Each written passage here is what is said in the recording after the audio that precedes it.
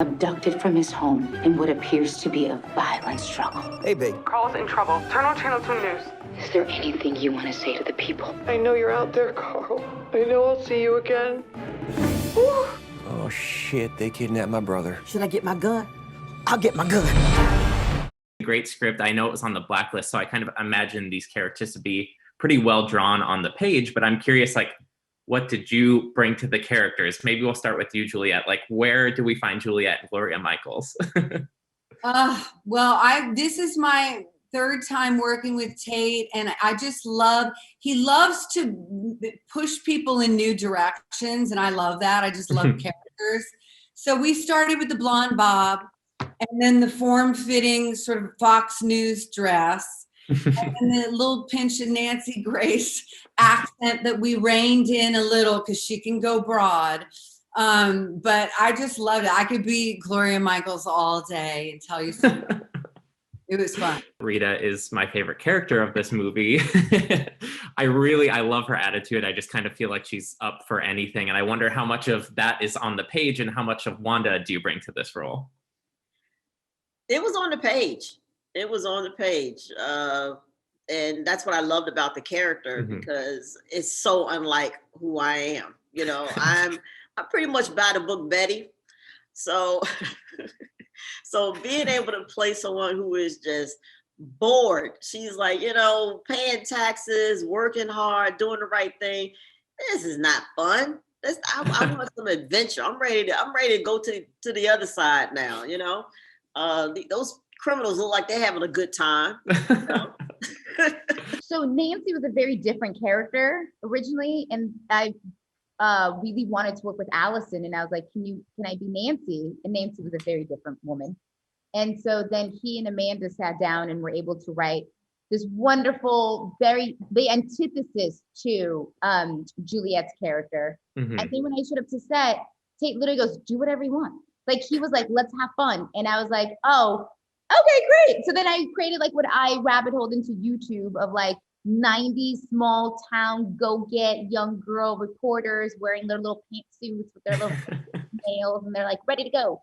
And then to Juliette's point, which you talked about, John Taylor, Tate's dad, picks us up from the airport. There's no driver, you get the dad. And Tate and John's accent is so thick that within 5 minutes in Natchez, Mississippi, I was like, y'all, instantly, I was like, as if I was raised and born there.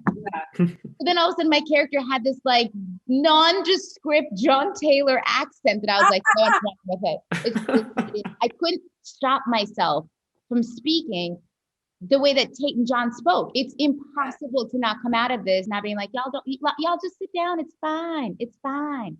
And I was like, what am I doing? You feel like crying? Yes. Okay. Okay, roll. Let's roll. We got it. It's easy to describe this as a satire of, I think, just American culture right now. I wondered, what's your take on what does this movie say about who we are and I guess just how we consume media and live our lives? Well, you know what? I think it's what we've always have said, but now it's just more intense because of social media and you know, so many different outlets you have for TV and streaming, but it's still everybody wants their 15 minutes. You know, we all want to be heard, seen, you know, noticed. So I think it's still true. Yeah, I agree with that. And it's just been amped up. Along the lines of this being such a great cast of characters, I feel like any of them could have a movie of their own. So if Nancy had a spin-off movie, like what would you want to see from her, Mila? I'd love for her to be able to find her own voice instead of trying to search for others and imitate it. Because I feel like the character was trying to be so many other versions of herself, more like Juliette's character, than actually having a voice of her own and finding her piece within the industry that she wants to. Definitely. And Juliette, like, me and Tate, we've spitballed a little bit on Gloria Michaels. She's probably a mess behind. yeah. We've made her like tipsy turvy. She's married short 3 times. She's trouble, but put it all together. If we had a Rita prequel movie, what would be going on? What would we see? I kind of want to hear her story, her love life and everything.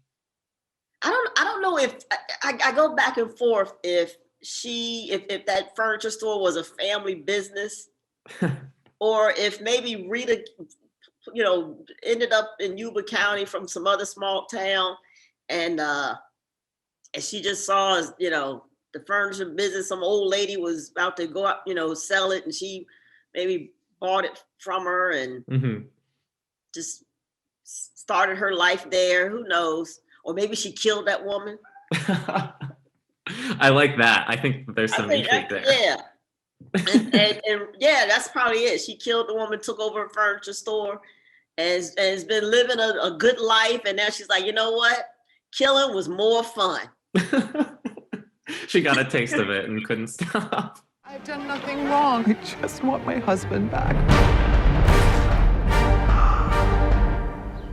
I swear these white bitches are crazy.